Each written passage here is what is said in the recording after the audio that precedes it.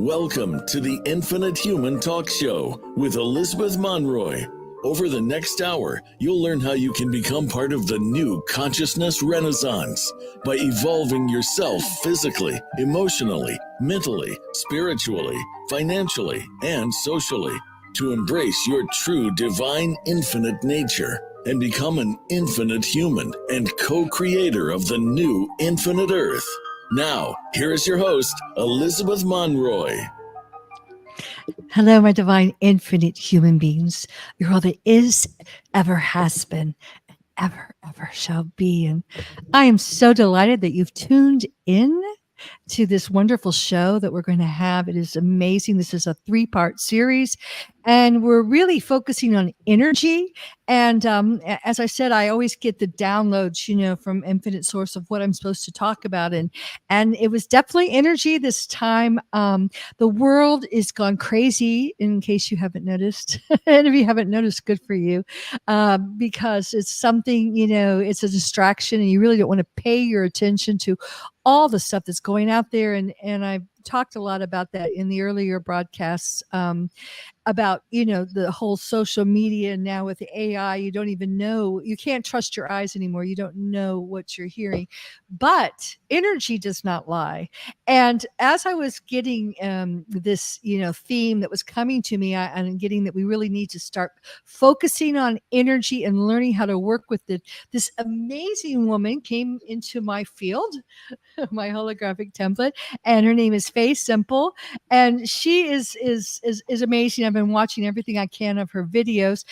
She's from England, and of course, if anyone knows anything about ley lines, there's probably more ley line intersections in the UK than any other place on the planet, and so she knows a lot about that. She's a spiritual entrepreneur, psychic, wisdom holder of earth magic, nature lover, geomancer, dowser, which I'm so fascinated by, and a mother of 2, and perpetually curious seeker of knowledge and learning, which is great. Her gift is enabling women to work with their higher selves, energy, and spirit at the deepest level to co-create a reality that supports them in their success. And last week, if you didn't join in, it was probably the most hijacked video I've ever done, and the theme was that the women are going to give birth to the new earth. So empowering women seems to be, a highly controversial topic. So greetings, Faye. Welcome. So wonderful to have you. Thank you very much for having me. It's a joy to be here. I'm delighted to chat with you this evening. It's going to be great. Great. Thank you so much. Now I have a million questions that I've written down, and I just love what you're doing. I love your work. So I think let's just start with like ley lines. I saw you talk about that. What are ley lines, or dragon lines, or key lines, nodes, dragon nodes? Could you just give us kind of get us started on what that is? Yeah. We live on this beautiful planet, Gaia, which is a living entity. And as in all living entities, she has an energy blueprint, just as we have an energy blueprint within our body of our aura, our chakra system, meridian lines, so does the earth. And ley lines, or energy lines, are part of the energetic blueprint of the earth. They're part of her energetic consciousness, her energetic systems. And they also match the sort of geometry of the earth. What makes the earth a sphere is a set of symmetrical patterns. And energy lines that we dowse across the landscape correspond to the geometry that makes the earth possible, but also to her consciousness. So it's a way of tapping in to really the spirit of the earth. And we have been dowsing these and working with these lines really all throughout history. Our ancient sacred sites are noted on them. Our seats of power are positioned where these lines cross, which are nodal points. So we've had this innate knowledge that there are special places in the landscape. And I think we all feel that now. We all know when we've gone somewhere that's really special. And by tapping into these energies, we can actually make our own lives better. We can make sure that the activities and the things that we do have a greater chance of coming to perfect fulfillment of being prosperous or happy, and that our societies are more cohesive and caring. And we have sort of lost that connection. And I think that taps into what you were saying earlier on. You know, the world is a crazy place right now. And I think that we are seeing this fracture between what society is becoming and our connection to the earth. And so we influence and they influence us because it's consciousness. When you live on ley lines, you know, you can either contribute positive or even pull up the negative if they've been kind of polluted, I would say, or you know, or well, that's a whole nother story, but there's a Yeah. bio kind of feed back and forth between where you live, the ley lines where you live, and can Yeah. you talk a little bit about that? Yeah. You say it so well, by the way. I love the way you explained it. We're in this like feedback loop with the earth. We influence the earth's energy, and the earth's energy influences us. We're in a relationship with it. So we can concentrate on energy lays or ley lines, but every part of the earth, your home, everywhere you walk, has this feedback loop, which we pick up on through our pineal gland. And how we are feeling, our negative energy or our happiness gets carried down these energy lines. But therefore, we can also pick up on other atmospheres and moods and things. I mean, in the recent weeks, because I work with people working with energy in place, we have all noticed there's really sort of dark, malevolent, almost evil energy coming into the energy grids. At the same time, they're expanding. There's huge shifts in the energy grids at the moment, but we're also experiencing the sort of distress within humankind and the earth's distress at our lack of relationship with her. So we're very much in a relationship with place, a relationship with all the forms of energy in the landscape and the relationship with those consciousnesses. And because of our sort of separation from them and the way we have chosen to move society down the route that it's going, we are feeling that. We can sense that in the Earth's grid. So yeah, the energy lines carry all sorts of consciousness, human consciousness being one of them. Well, I want to go to the pineal gland and how when you're in high energy places, you know, it actually activates and raises your frequency. But first, and I'm not going to get into this a whole lot because that's really, David is really good at that, and he'll come on next week. We'll hear him on here. But you know, in our hidden history, of course, and not so hidden, there has been a lot of, I call it polluting or really like blood sacrifices that have been done in these very, very powerful places like Stonehenge, where I live here in Sicily. There's an island called Mosia where they would sacrifice their firstborn child to Baal, you know. So this obviously lowers the frequency, and that might be what you were talking about. I feel like some of it's coming out now. It's almost like expressing like pus. Does that make sense to you? There is a historical element, but there is also the current element. So that you know, humans have a remarkable capacity to be incredibly creative, innovative, but we also have a capacity to be incredibly destructive. And at the moment, what we're seeing is that humans are disenfranchised from their own power. We look at power as something, power and authority as outside of ourselves. And often our first experience of power is power over us, control, manipulation of power. So we have a very dysfunctional relationship with our own power. And when we're not in our own power, we are more open to undue influences, whether that's historical, religion, or current now in the political climate and the ideology that's going on in the world. That is very much part of what's going on at the moment. So we can look at the past, yeah, because we've always done terrible things, and we probably always will. We've got two sides to us. We can choose to be light, or we can choose to be dark. So there's a lot of negativity that is both path, but is also present at the moment. And when we are subjected to that, if we're not steady in our own power, we're not contained and we're not sure of our own boundaries, we are more likely to take that energy on And then that leads more and more people to be dysfunctional and unable to cope and everything else. And then when we feel like that, we tend to be fearful and aggressive. So that's the energy that we put out there into the world as well. So I think our historical conception of sacrifice, we kind of have also, don't get me wrong, it was a terrible thing, but we also have to understand the mindset of the people who engaged in that. It's probably very different than the mindset of people today. So of course I wouldn't condone it, not in any stretch of the imagination. But I think a lot of the evil that we experience is actually perpetuated now as well.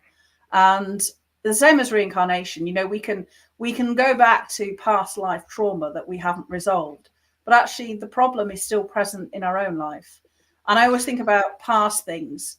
It's like a past life was like riding a bike and the life didn't work out and we abandoned the bike. And then we come back on and we get on another bike and we get another flat tire or something goes wrong and that life ends. And then we get back on this life, on this bike. And something will go wrong with this bike because it's the same lesson. And we don't actually need to go back to the first bike to fix the bike that we're on. We fix the puncture of the bike that we are on. So I'm very much focused on we need to solve the problems now because we're here now.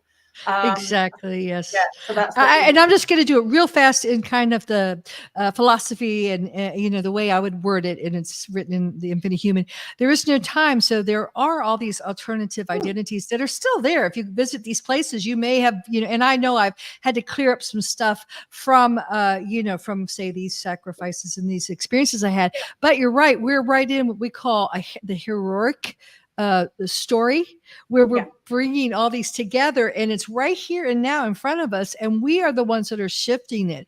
So with that said, how can we better connect with our mother? How can we use and clear? I find personally when I clear myself, I also clear the ley lines, and when the so it's kind of a joint effort because I feel one with my mother earth.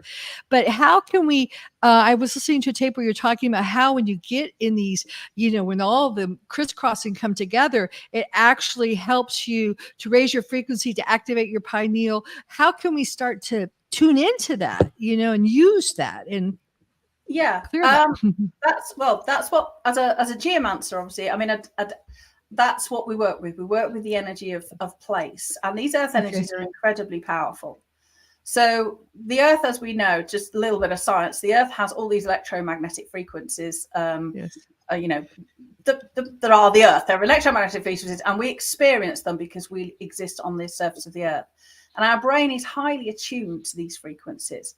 But at certain places, the normal range of these frequencies peaks massively. So it's like turning up the volume from 1, all of a sudden we've increased the volume to 10. Now, what that does to our pineal gland registers those changes in the electromagnetic spectrum, and it changes the neurochemistry in our brain so that we produce neurochemistry that enables us to have altered states of consciousness. And these traditionally are our ancient sacred sites because they're located usually near geological fault lines. So the very fabric of the earth is one of the mechanisms through which we can achieve our higher states of consciousness. And then when we're in that state, that's when we can connect to something more than ourselves. What is my purpose? What am I here for? And we can take that information from visiting a sacred site, and then we action it in our daily life. And that is how we heal ourselves, and that is how we heal the planet, by saying, this was my sole purpose. This is what I came here to do. Am I embodying it? Yes, no. Could I embody it more? What are my soul values? How can I express them in the world? So the more we as individuals embody our true purpose, the healthier the society we have. And part of unlocking our true purpose involves having these higher states of consciousness. And the earth itself is one of the mechanisms through which we can do that, which I think is fascinating. So we were, have an incarnational experience on this wonderful planet. And she is one of the very mechanisms through which we can access our higher consciousness. I think that's the most, if that wasn't created by some kind of design, then how on earth does that happen? So, this is none of this is by accident. And ancient man, of course, recognize these spiritual places. They don't have to have an ancient monument on them. They're just known by peoples that this is a special mountain, this is a special river valley. Whether we decided to build a sacred structure on it, is a separate thing. But these special places exist within the landscape, and that's how we can use them. We have sacred spaces to give us this insight and knowledge, and then we have our secular spaces where we live and work, where we take that knowledge and do something meaningful with it.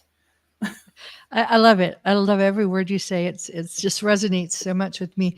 And now I noticed when you were talking about dowsing, it was fascinating. I watched you dowsing over a map and everything. And you talked about how some people saw straight lines and some people saw wavy lines. And then, of course, that's the electromagnetic in play.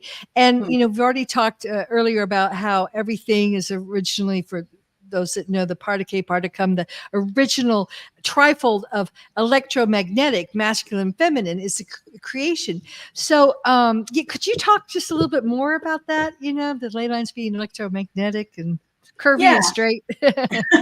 Yeah, there is an electromagnetic component to a lot of energy lines. There's also a sound component, but let's just deal with the electromagnetic lines. Cool. So anybody who knows anything about electromagneticity knows that you have a horizontal and a y-axis. So electricity will go on the going to get it the wrong way now, but you know what I mean. Electricity is going to go on the vertical axis, and magnetism is going to go on the horizontal axis. So from above, one of them will look like a straight line, and one of them will look like a wavy line. And I think it depends on our body type, our personality, whether we're more in tune perhaps with the magnetism or more in tune with the electricity as to which way they dowse them. Because some dowsers will dowse energy lines straight across the landscape for miles. And some people say, well, that's the line of sight. But other dowsers will say, no, I actually dowse it as straight. And yet other dowsers, like Hamish Miller, for instance, will come along and they will dowse that serpentine line going all the way across the country or continents. So I think it's very much down to our individual sensitivity to these energies. And as someone who can see these energies, with my normal vision, there are a huge array of energies that even dowsers and people don't talk about. We are surrounded by a plethora of energy of all different shapes and forms all the time. So we are in this kaleidoscopic fields of energy, and it's very individual what we pick up on and what we're sensitive to. So much like, our immune system is sensitive to different things, so our sensitivity to energy to different things. So because I feel something in one place, it doesn't mean that you are going to, but both are equally valid. Well, I wanted to address this because it's huge for me. Of course, we're both masculine, feminine, electromagnetic, but I just feel like that there's something, the feminine side of us, okay? The women have with earth, there's a certain job that we have, and the masculine electrical has a job too, but there's something, because we're more magnetic, and the earth, to me seems very magnetic in nature. I mean, of course, everything's electromagnetic. Does that make sense to you, what I'm saying? Yeah, well, I think it's because Gaia, is feminine. Exactly. Gaia is the feminine principle, and women then will be more attuned because we have a predominant feminine energy. So we've got to look at the yin and yang single, haven't we? We've got yin and yang, but within each one is the egg of the other, the seed of the other, and it's like that. So women, we will be more in tune with that earth energy on a different way. And I think that's really interesting, because I belonged to a group what's called the Geomancy group, which were geomancers from around the world who were quite expert, and it was invite only. And when we would all turn up, a group of men, a group of women, to bring our case studies, we all dowsed in very the men and women had a very different approach to geomancy. So for the men, it was all, let's climb the hill, let's work out where the stars are, what's the angle of declination, where are these lines, let's get a compass out. It was all very sort of straight lines and accurate, and had to be measured and quantified, where the women would go there and go, oh, this feels nice. So yes, kind of embodied our very different mentality, that women are more emotional and feeling, and men are more sort of solution, action taking, define it. We have to be able to define this kind of thing, where women were much more free and loose about it. We are, very different and very complementary. Yes, we will feel things very differently. And I think that's a great thing. I think that's how we work together is a wonderful thing. It is. Now, what about England? It just seems to have more ley lines, at least mapped out, than most other places on the planet. Do you agree? Or I think we just have a tradition here, because we had various, for whatever reason, whether it's because there were still more sacred sites visible within our landscape, whether it's because we're a small island, I don't know, but we just seem to have had quite a lot of dowsers who have been intent on working through. I mean, we had Alfred Watkins, of course, who wrote The Old Straight Track, and that led into a lot of research of various other people that came along afterwards that looked at, the geometry of sites and their astronomical alignments, and that sort of led to this tradition of working with earth energy alignments that perhaps other countries didn't have. So we had this sort of quite a strong history of dowsing these things. So of course people started mapping England because that's where they were, and some of it, is we've extended. There are more maps available now for other areas, but you can't map. There are ley lines everywhere of various sizes, varieties, and strengths. People say, "Oh, why aren't there all maps?" It's like, well, who's going to go out and map them, and who's going to produce the maps? But there are, they correspond to basically, as I said, the grid. The major lines, it is the mathematics, it's the geometry of how you create a sphere, and that is the earth grid, and those are the energy lines. Well, you spoke earlier about, of course, it's electromagnetic, but also there's sound involved in this. And I spent several months in Malta this winter. And I went to a lot of the goddess temples, and I've talked a lot about this on the show.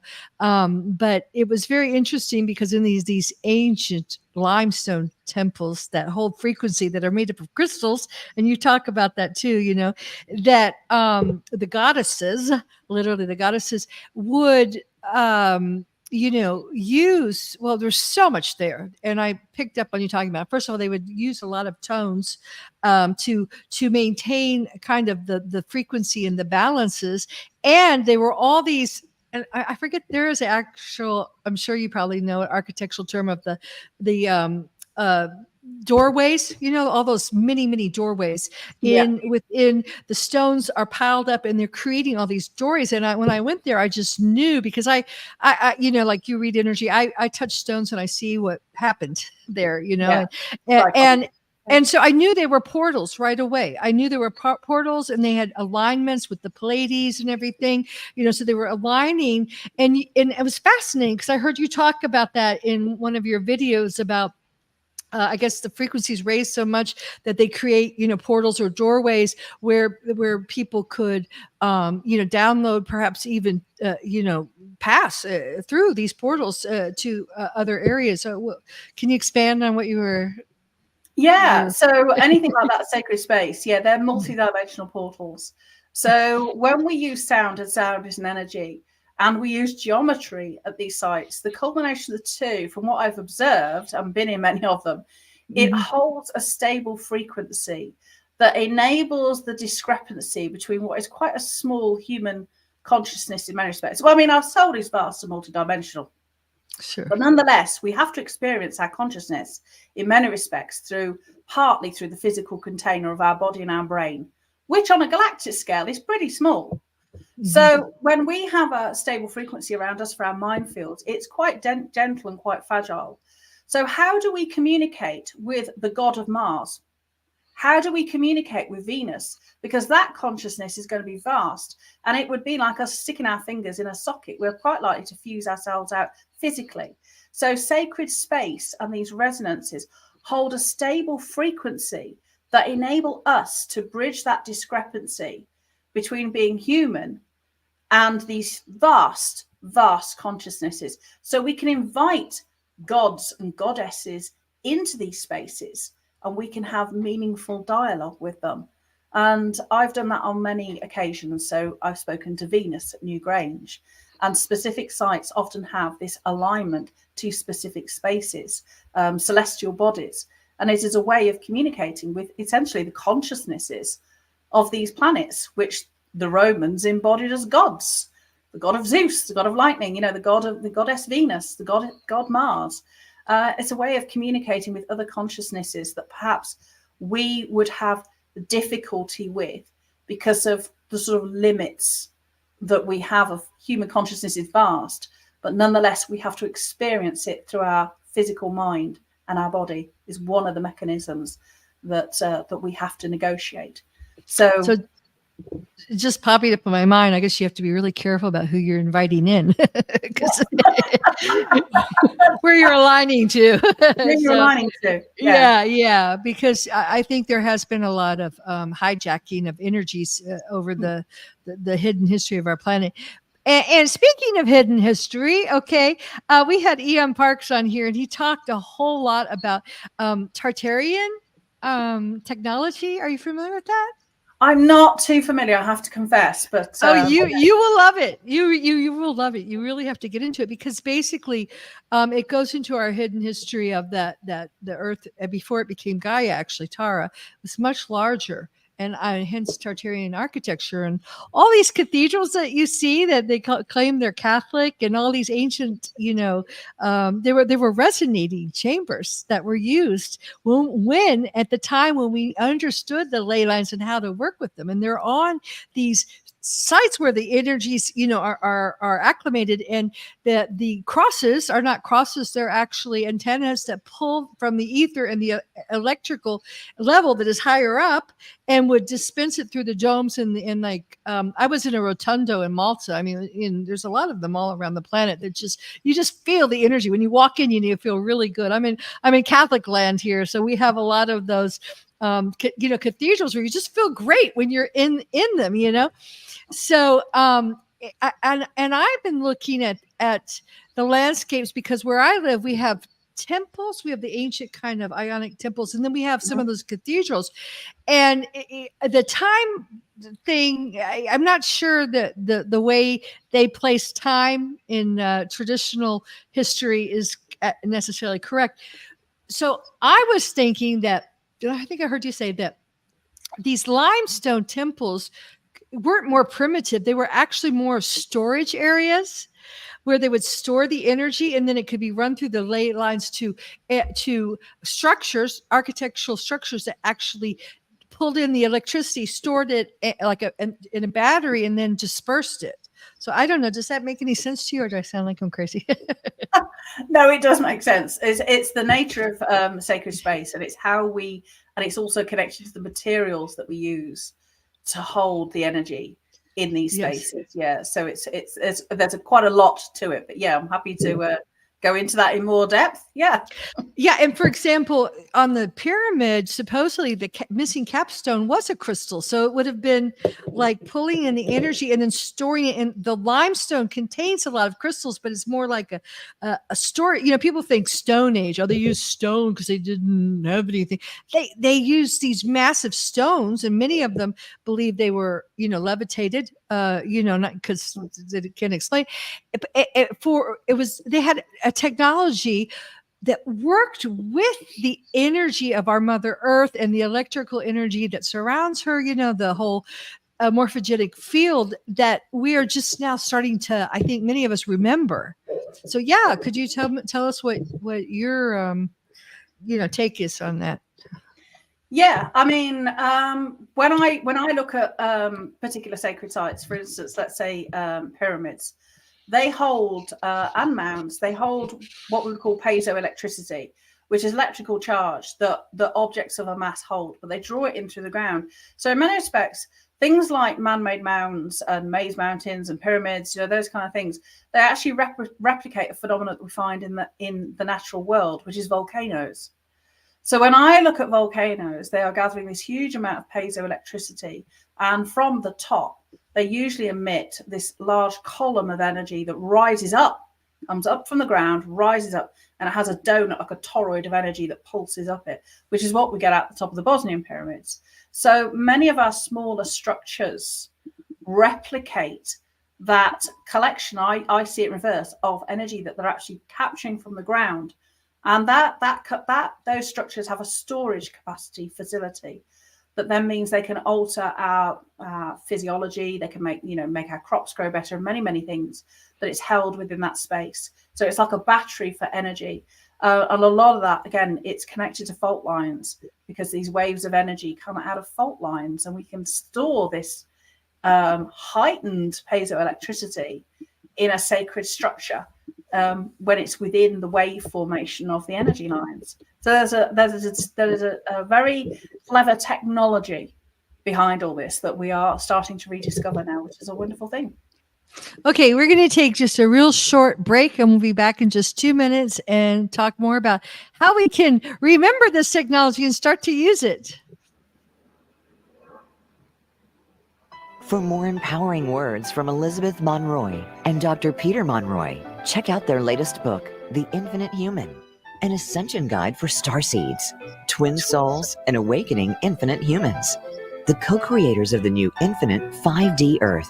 You'll also find many spiritual books to help both children and adults in their ascension back to home, to infinite God Source. Isn't it time to be part of the new consciousness renaissance?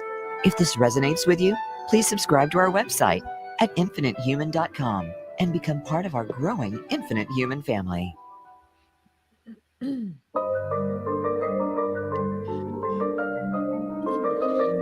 Welcome back to the Infinite Human Talk Show with your host, Elizabeth Monroy. Do you have a question or comment for Elizabeth or her guests? Please call us at 888-346-9141. That's 888-346-9141.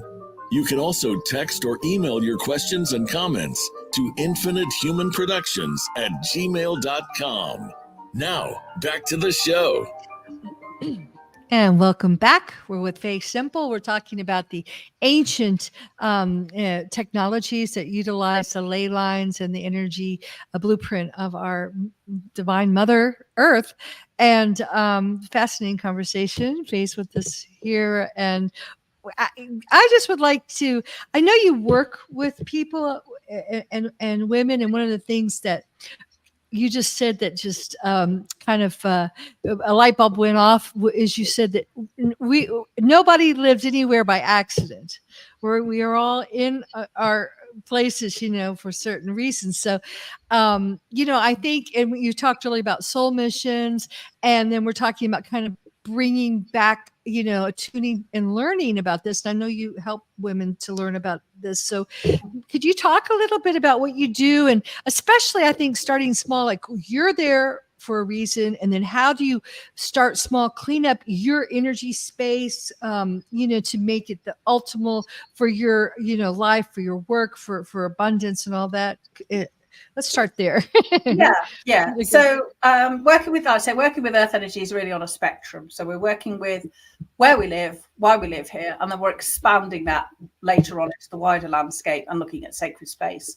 But initially, we want to work with our homes, because that's where we live. That's where we live with our family. That's where we, go out from into the world. It's where we are at our most vulnerable. It's where we sit and think about our hopes and dreams. And the place, we don't live anywhere by accident. We have a tradition in the geomantic teachings, whether that's Eastern geomancy and Feng Shui or ancient Western geomancy, is that we don't live anywhere by accident. We have come to arrive to live at that place at that particular epoch in our life, because that place has the energy to help us go through this next phase of our learning. So if we think about our own lives, we've had, our childhood home, where our parents kept us cosseted, and we had, hopefully, and we had this childhood, and then we left home and we go to our first home. And that might be, initially, it might be going to college, it might be student digs. And then we buy our own home, and we might move into that with a partner where we start our own family. And then we move to a bigger home as our family grow. And then eventually we'll move to a house where we retire. We might do that, obviously, in many different ways, in many different locations. But each place we live in has unique lessons and challenges for us that are going to help us at that stage of our growth. So unpicking those lessons and challenges that are hidden within the energy blueprint of our home can really help us to understand what we're there to learn and what this phase of our life is actually embodying. So that your own home has a unique energy blueprint. And again, it consists of the two energies we're talking about, masculine and feminine. And the masculine can be good and the feminine can be good, or the masculine energy can need a bit of help and the feminine can be good, or the feminine energy can need a bit of help and the masculine not so good, or worst case scenario, both types of energy need some kind of work. And that creates what really are 4 energy house blueprints. And where the energy of both masculine and feminine energy is good, that's normally good for us. It's good for our internal abundance. So we feel happy, we feel confident, we can get on with life. It's good for our external abundance. We attract what we need, opportunities, resources, people. It all just seems to work out. When we have disrupted masculine energy, but good feminine energy, it can often mean that we're quite happy. We're great. We love life, but we tend to live in a home that's doesn't have many financial resources. It's a bit rough around the edges. We struggle to make financial gains and career, but we're enjoying life, but we haven't really got all the abundance external that we want. Conversely, then when we've got good masculine energy, but poor feminine energy, you can have people that have all the trappings of an abundant life. They look on the outside like everything's great, but inside they're unhappy. They don't feel satisfied and their family relationships are suffering. And then you can have homes where both energy isn't great and needs some healing work. And that's really when the wheels have fell off your wagon. You are miserable, you are poor, and life isn't going any way that you wanted to. And although those external influences have that effect, they are external.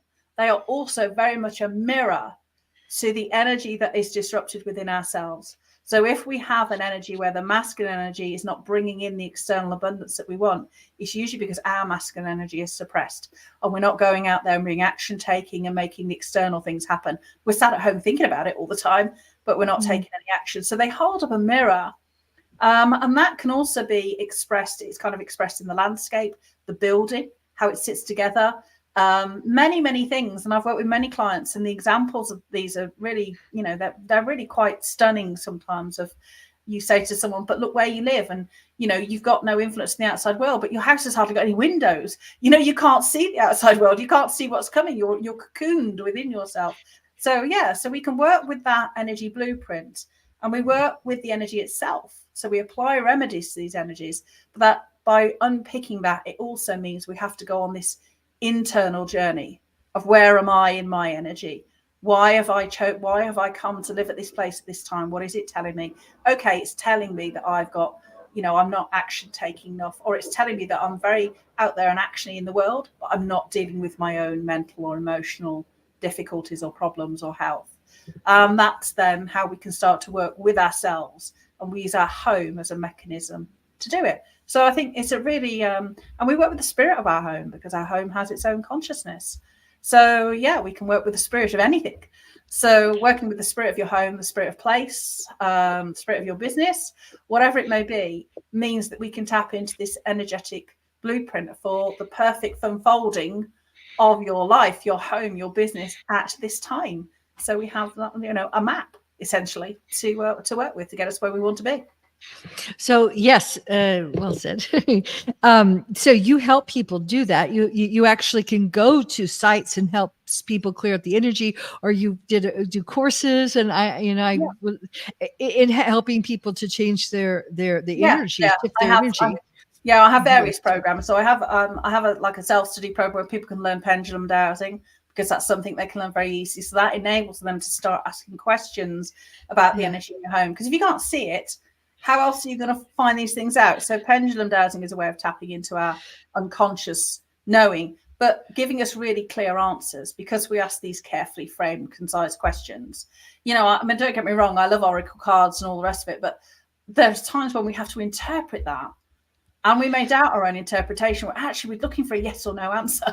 And that's what dowsing gives us. And then I've got a course really focused solely on the home called Sanctuary, which is about really working on the energy of the home. And then I've got a wider course, which is really teaching people the ancient art of geomancy, which is looking at the home, their landscape, and creating sacred space through sacred structure. So reclaiming this ancient knowledge so that we can create a supportive home and build sacred space so we can access our higher consciousness. Will you just say your website again so we can hear? It's just me. It's just www.faysemple.com. Okay, and that's FAYS. EMPLE.com. Yeah, so you can Google it. But I watched you dowse. I watched you dowse with a nut bolt, a bolt. And I mean, it's going like this, And I mean, I have all kinds of pendulums here beside me. I even bought one that you put water that's weighted down because she said, I like a heavy one. And I swear to mine doesn't go like that. And plus, I'll dowse, I'll have a question, right? And then I'll ask it, show me, yes, show me, and it'll say, oh, yes. And then I'll say, uh-oh, are you sure? No. So is that just me or is it, I mean, what am I doing wrong? I mean, as many times as I ask, I have a different answer, So. And therein lies the problem. So dowsing is both a skill and an art. I mean, I started dowsing very young, and I have what we would call a very vigorous dowsing response, because I think it's probably because I'm quite psychic and I see energy. So I feel everything quite a lot. So I have quite a robust dowsing response. Yes, I often dowse with a nut, a metal nut on a piece of cotton. I saw your nut, and it was going like this. I mean, off the charts. I'm like, well, I mean, I'm very psychic too. So sometimes I feel like I'm silly asking it. It's like I should know, It's like because I just get this knowing about things. But then I like second guess myself, and that's probably the problem, right? Yeah. Because I'm like, well, I don't know. Let me make sure. And then I'm like, wait. Yeah. Pushing it or something, that's the problem. Is that there are a few things when it comes to dowsing. We have to be really clear on what our intention is for the questions that we're asking. We really have to ask concise, explicit, and unambiguous questions. So it's no good, for instance, when people look at food and ask a question like, is this good for me? Well, define good. Who's to say? We have to say, would it benefit my health for me to eat more apples? And then we can, that is a question that only has a yes or no answer. So the sort of can I, may I, should I are all very vague and actually hand over your power to somebody else. So I don't teach dowsing in that way. So we have to learn the art of question forming to get a yes or no answer. And we have to really ensure that our focus is on the question and not let our mind go, I wonder if it's going to be X, or I wonder if it's going to be no. Because as soon as we start doing that, we start influencing the response. And then we ask qualifying questions. So we get our yes or no answer. We create a series of questions to get where we want to be. And then to ensure that we're correct, we can ask qualifying questions, which are things along the lines of, have I misunderstood the information in any way? Yes or no. Am I missing any information in any way? Yes or no. And that enables us to stay on track. But it is all about our focus, our intention, and knowing ultimately that we are seeking the truth, because only the truth will set us free. But we are very good at looking for a convenient answer that doesn't actually put us to any trouble. Yeah, I think that sounds so good. I mean, it sounds like something I really need because, I'll just ask like major questions like, should I buy this, this house, or should I, and then I'll have all these emotions, like, well, what if I, and you're right. It sounds like you can teach people how to break it down, baby steps and then you learn about yourself. You learn how you react to things because it's really just you telling this instrument what to tell yourself. I mean, the dowsing instrument it's just a tool. So when we ask a dowsing question, if we look at mind fields, which are a registered field of energy that our mind emits, when we think a question, our brain emits this field of energy that goes out there into the universe. Well, what quantum physics now tells us is when we send a question out, not a statement, but a question, a corresponding wave of energy comes back from the universe. Yes. But because it's energy, our brain picks it up. Our subconscious mind will know the essence of this energy, but it hasn't yet come into form. So what we have to do is we have to take the essence of this energy and translate it into an answer that our conscious verbal mind can understand. So that's why we have a yes or a no, or a yeah, no, but we have different motions of the pendulum, a definite yes, a definite no, and then a kind of a yeah but and a no but when we're not quite there. So the movement of the pendulum really tells us whether it's an affirmative yes or a negative no from this energy. But it is down to intelligent questions for us to really pull from that energy what we're looking for, which is why we have to be so careful in what we're asking and follow an intentional thread. Yeah, that helps me a lot because now I realize, because I just, usually I'm in very high dimensions and I just have this inner knowingness about everything. Once in a while I hit a hiccup, and when I get that hiccup, it's usually probably because I'm breaking, because I don't want to know, obviously. And then I get a little anxious, and then that's when I'll look to external things. So I'm like looking at my Benjamin, and when you put on the brakes energetically, because you're saying, I don't know if I want to know the answer to this, and we don't realize that's what we're doing, probably, right? Yeah, and then that breaks the flow. So rather than asking things like, should I buy? I don't know. Should I buy this? Huge I was going to buy this whole huge New Earth community agriculturismo, we call them, and I'm like, I know about this because things were coming up. Should I buy it? I was so nervous about it. Yeah, should isn't a good terminology, because should is like, who's to say you should not. So you would be, is it in my best interest to buy this? X? Yeah, and then that helps. When would be when is it timely and appropriate for me to buy it? That's true. Divine timing. Yes, I found that out. Next month, the month after, and set then categories so that you can say, is it my best interest to buy this? Yes. Okay, so when is it in my best interest to buy this thing? And we can do it that way. So there's lots of different questioning we can do. So, sometimes people do lump big questions together. They'll say things like, should I move and live with my sister?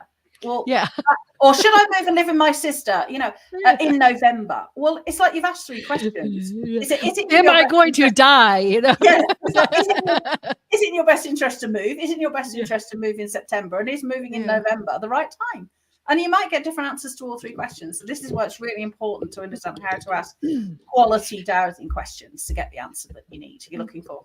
Well, I think that's wonderful because, that's what this show's about. And the book I wrote is all about. It's always saying going back to infinite source within. Your power is within. And so, but I do think it really is helpful. I know for me, sometimes when we get so confused with the external world, and now they're just trying to confuse us, I think, with all the social media stuff and the politics, and it's just crazy.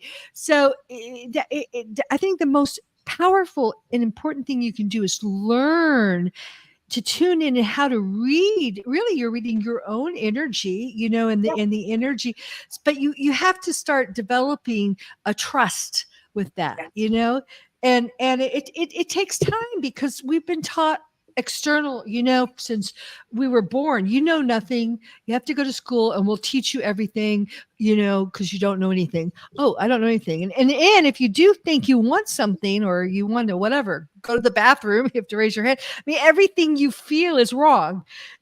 So this is a way, what you're teaching is a way for people to take small steps to learning to reconnect this relationship with themselves and the energy around them. Yeah. Because our soul, we decided to have an incarnational experience, this vast and multi-dimensional experience, which is probably having many simultaneous lives. As you said, there's no such thing as past, present, and future, which is the smorgasbord of everything.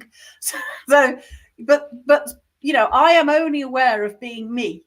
I know my soul is vast and multidimensional. I can try and gain insights, but ultimately I am only aware of being Faye. And with that comes limitations. It comes with a worldview that's based on my history, my family, my learned experiences, and all those kind of things. And inevitably, we do listen to our guts sometimes, and sometimes we misinterpret it and we make mistakes. So then that leads us to think, an external influence, there's other people telling us, oh, that's not right. So we can develop a distrust of our own instinct sometimes. And, we can override it, so it leads ourselves down to disaster. And although we might know we've overwritten our gut, the primary link in our subconscious is gut equals disaster. We don't necessarily acknowledge the fact, or even if we do acknowledge the fact that we have overridden our gut, still the psychological link is gut equals disaster once we've made a terrible mistake. So, because that's just how our brain works.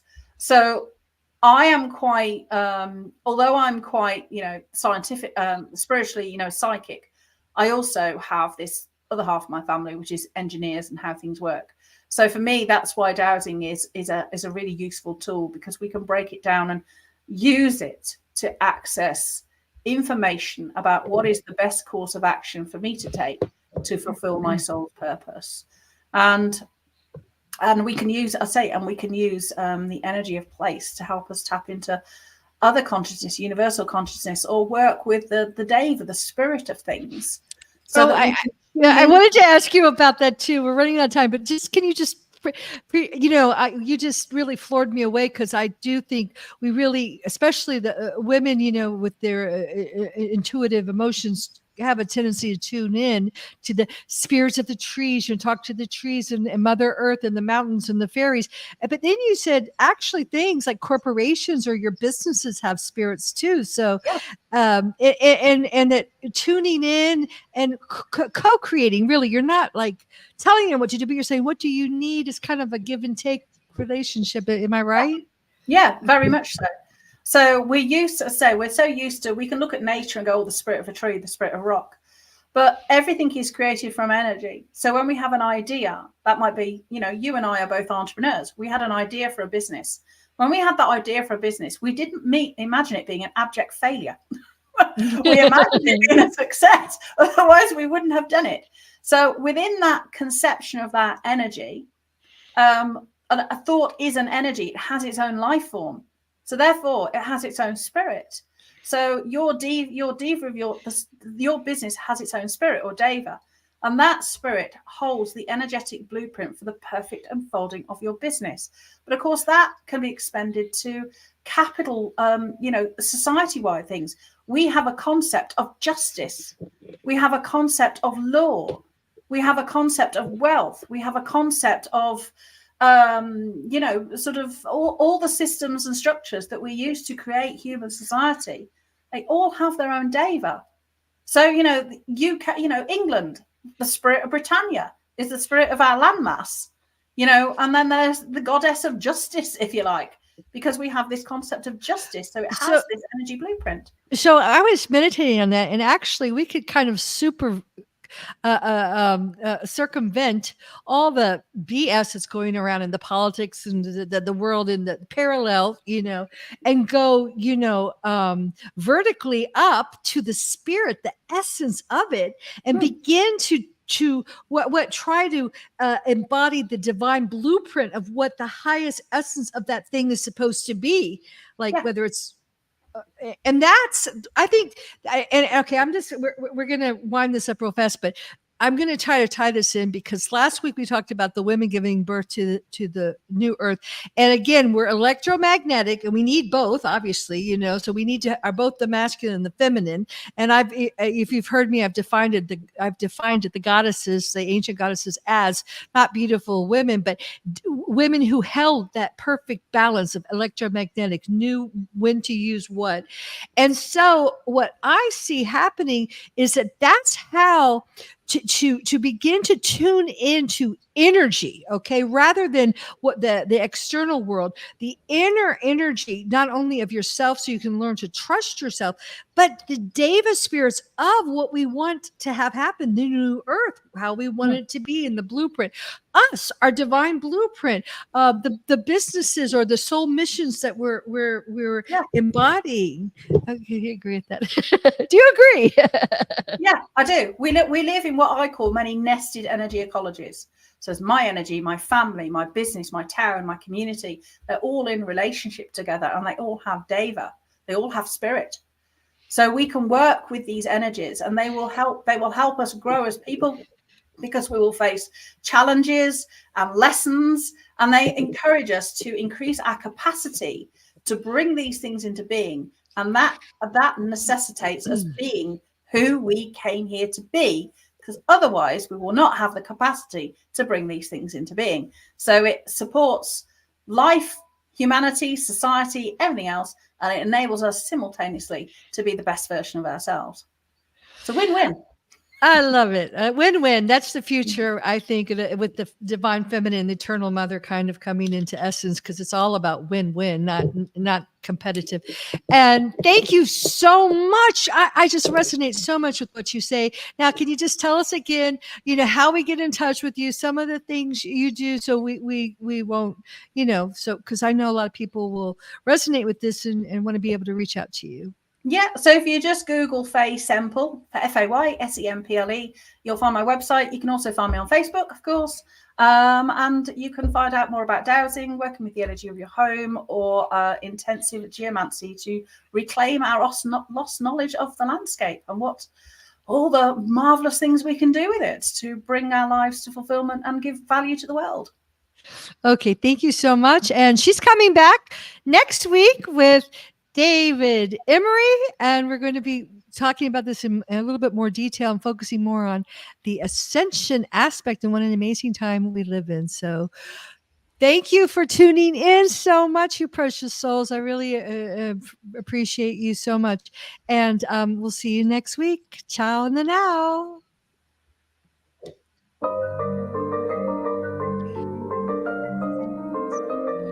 Thank you for tuning in to today's episode of the Infinite Human Talk Show with your host, Elizabeth Monroy. We hope today's episode has inspired you to join the new consciousness renaissance and be the change by reclaiming your true divine infinite nature within and becoming an infinite human and a co-creator of the new infinite earth. Tune in next week for another empowering episode. Until then, have an infinite week.